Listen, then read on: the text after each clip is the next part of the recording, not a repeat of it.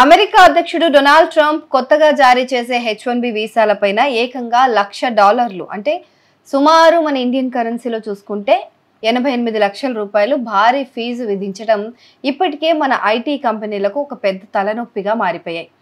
కానీ ఈ కొత్త ఫీజు గత నెల నుంచి అమలవుతున్నా కూడా ఇది ప్రస్తుతానికైతే ట్రంప్ జారీ చేసిన ఎగ్జిక్యూటివ్ ఆర్డర్ ద్వారా కేవలం 1 సంవత్సరం మాత్రమే అమల్లో ఉంటుందని తెలిసిందే.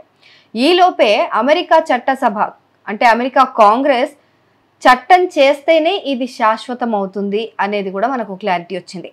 ఈ ఫీజును చూసిన తర్వాత వార్షిక వేతనం $60 నుంచి $140 మధ్య ఉండే ఉద్యోగుల కోసం ఇంత డబ్బు కంపెనీలు కడతాయా అనేదే ఇప్పుడు పెద్ద ప్రశ్న.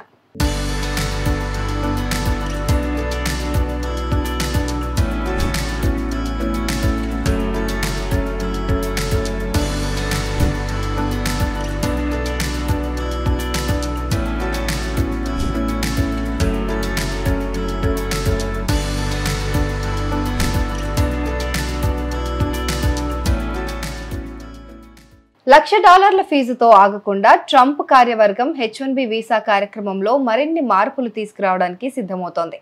Reforming the H1B non immigrants visa programme పేరుతో ఈ కొత్త ప్రతిపాదనలు చేశారు. నిబంధనలు కఠినతరం చేస్తున్నారు. వీసా పరిమితిలో మినహాయింపులు పొందే అర్హతను మరింత కష్టం చేయనున్నారు. అలాగే వీసా నిబంధనలు పాటించని కంపెనీలు లేదా థర్డ్ పార్టీ నియామక సంస్థలపైన నిశితంగా దృష్టి పెట్టనున్నారు.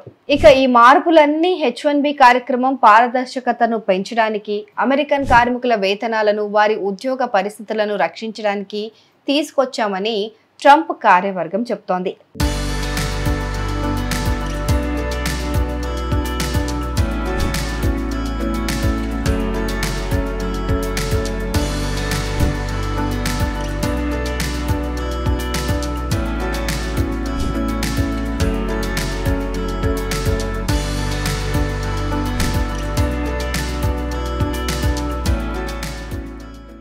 ఈ కొత్త నిబంధనల అమలుపైన పూర్తి స్పష్టత లేనప్పటికీ మార్పులు జరిగితే లాభాపేక్ష లేని పరిశోధనా సంస్థలు, విశ్వవిద్యాలయాలు, హెల్త్ కేర్ సంస్థలకు ప్రస్తుతం ఉన్న వెసులుబాట్లు కోల్పోయే ప్రమాదం అయితే ఉంది.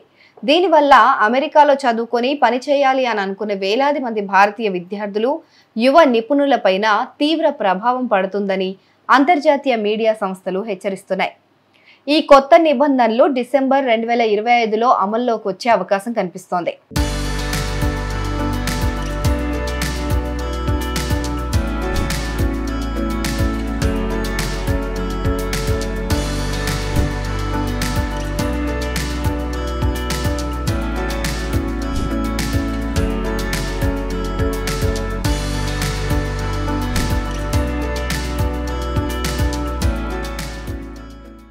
ఇక H1B వీసా నిబంధనలపైన ఆందోళన ఉన్న కొన్ని రేటింగ్ సంస్థలు, ఉదాహరణకు క్రిసిల్ లాంటి సంస్థలు దేశీయ ఐటీ కంపెనీలపైన దీని ప్రభావం మరీ అంత అధికంగా ఉండకపోవచ్చనే చెప్తున్నాయి. అయితే ఈ వీసా ప్రోగ్రాంలో మార్పులు మాత్రం ఆగడం లేదు. ముఖ్యంగా ప్రస్తుతం ఉన్న H1B లాటరీ విధానాన్ని మార్చేందుకు హోంల్యాండ్ సెక్యూరిటీ ఇప్పటికే ప్రతిపాదనలు చేసింది. కొన్ని అధిక నైపుణ్యం ఉన్న విదేశీయులను మాత్రమే ఎంపిక చేసుకోవడం, తద్వారా అమెరికన్లకు ప్రాధాన్యం కల్పించడమే ఈ మార్పుల ఉద్దేశమని తెలుస్తోంది.